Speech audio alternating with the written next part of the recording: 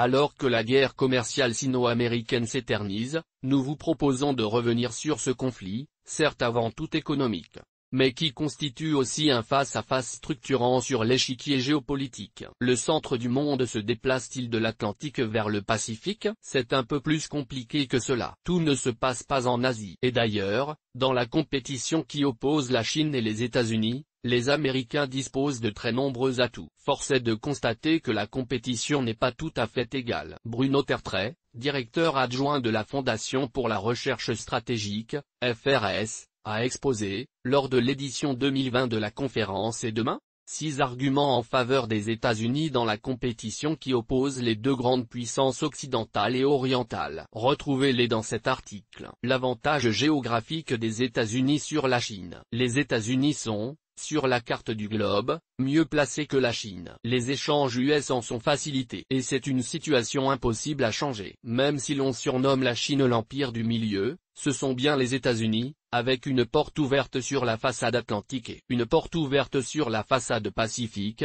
qui bénéficient de la meilleure situation. Le handicap chinois en matière de démographie face aux US. Sur le plan démographique, il s'agit moins d'un atout américain que d'un inconvénient de taille côté chinois. Il est loin le temps où Dutronc chantait 700 millions de Chinois. Et aujourd'hui, ils ont vieilli. Contrairement au Japon, la Chine aura vieilli avant d'être riche. Et cela risque de poser un grave problème à l'empire du milieu. D'autant que, actuellement, la Chine marche au crédit pour reprendre l'expression de Guillaume Dard, président de Montpensier Finance qui affirmait lors de la conférence Et demain 2020 qu'il s'agissait d'ailleurs de la plus grosse bulle du monde. L'avantage politique des États-Unis sur la Chine. La rivalité n'est pas seulement technologique ou économique mais aussi idéologique. La Chine trouve son système efficace et voudrait que d'autres pays l'adoptent. Rappelons que le totalitarisme chinois, un communisme matiné de capitalisme, a permis à la Chine de se hisser au rang de deuxième puissance mondiale en 2 décennies et de connaître une croissance fulgurante. Aujourd'hui, cette dernière ralentit. La contestation du régime est toujours présente. Les événements à Hong Kong en témoignent. L'avantage militaire des États-Unis sur la Chine,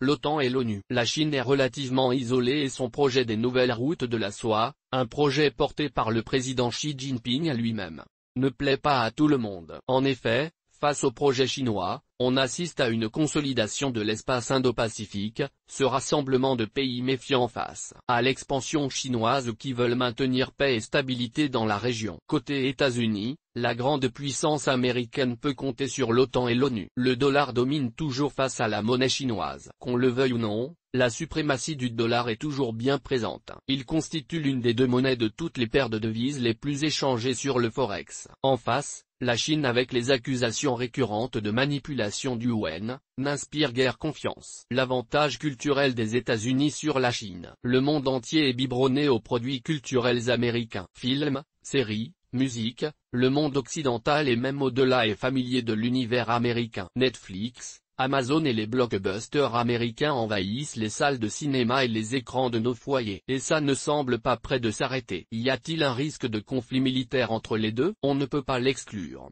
Mais la probabilité apparaît faible aujourd'hui. Aucun des deux ne veut la guerre. La très forte interdépendance économique entre les deux est de nature à abaisser le risque. Le scénario le plus probable est donc une sorte de nouvelle guerre froide. La course aux innovations technologiques va se poursuivre, qui permettra au gagnant d'asseoir sa suprématie. Source des images, FreePic. Toutes nos informations sont, par nature, génériques. Elles ne tiennent pas compte de votre situation personnelle et ne constituent en aucune façon des recommandations personnalisées en vue de la réalisation de transactions et ne peuvent être assimilées à une prestation de conseil en investissement financier, ni à une incitation quelconque à acheter ou vendre des instruments financiers. Le lecteur est seul responsable de l'utilisation de l'information fournie, sans qu'aucun recours contre la société éditrice de Café de la Bourse, comme ne soit possible. La responsabilité de la société éditrice de Café de la Bourse, comme ne pourra en aucun cas être engagée en cas d'erreur, d'omission ou d'investissement inopportun.